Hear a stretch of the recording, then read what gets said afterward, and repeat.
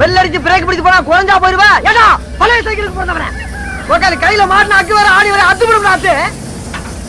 கல் பல வெட்டு குத்த பார்த்தவங்க கையில் பரவாயில்லாக உக்கால அந்த பயம் இருக்கட்டா. அம்மா புள்ள கம்பீர தத்தி ஜன்னக்காக ஓடும் நதி கல்லம் ஜன்னக்காக. ஏங்க நம்மளுக்கு இந்த ஊரா இது நமக்கு சரிப்பட்டு வராது.